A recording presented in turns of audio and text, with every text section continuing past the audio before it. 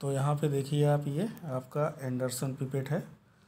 इस Anderson pipette में ऊपर देखिए आपका एक बल्ब है। ये इस बल्ब से जो है ऊपर ये सक करने के लिए हम जो भी हमारा सैंपल होता है उसको इसके अंदर प्लेस करते हैं। प्लेस करने के बाद सैंपल को सक करते हैं तो ये आपका इस बल्ब में आ जाता है और इसकी कैपेसिटी है लगभग 10 ml। ठीक है।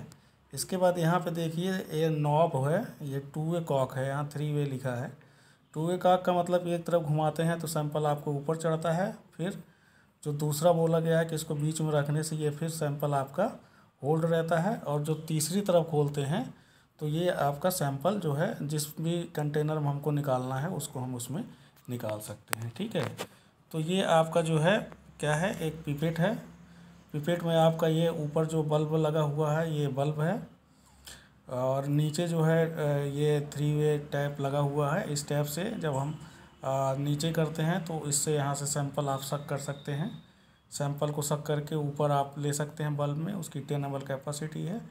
फिर बीच में होल्ड कर सकते हैं, फिर दोबारा उसको खोल करके जिस भी आप इसको हम सैंपल को इसमें लेते हैं, ये वॉच ग्लास होती है उसमें लेते हैं, ताकि हम उसको जो सैंपल है उसके में वाटर को इवापोरेट करते हैं। इवापोरेट करने के बाद जो आपका सॉलिड मटेरियल होता है उसको वेट करते हैं। वेट करने के बाद फिर हम इस मेथड में मीन्स जो आपका मेथड है स्टोक डायमीटर का, ये जो फार्मूला दे रखा है इस फार्मूले में हम उसको पुट अप करते हैं।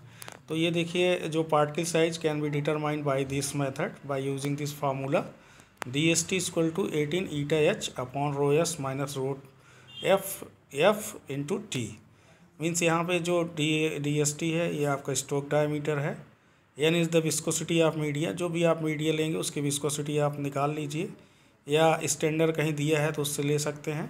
सेडिमेंटेशन हाइट, ये हाइट आप यहाँ से ले सकते हैं। ये जो भी आप पिपेट से जितना सैंपल विड्रॉ करेंगे उसमें यहाँ पे ये नंबरिंग होती है इस पिपेट में, यहाँ से यहाँ तक, उस नंबरिंग से आप उसकी हाइट मेजर कर सकते हैं। ठीक है। तो वो हाइट हो गई। इसके बाद रोयस जो आपका है ये डेंसिटी होती है, जो आप पार्ट के लिए सस्पेंड करते हैं उसकी डेंसिटी, और दूसरा जो होता है मीडिया की डेंसिटी। रोएफ जो है आपका फ्लूइड और सैंपल, एक तो मतलब कि जो आपका सैंपल है उसकी एक डेंसिटी होगी, और दूसरा जो होगा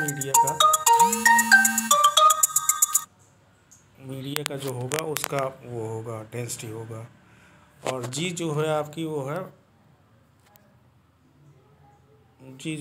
वो फोर्स ऑफ ग्रेविटी है, और टी इज़ द टाइम जो होता है आपका सेडिमेंटेशन टाइम है।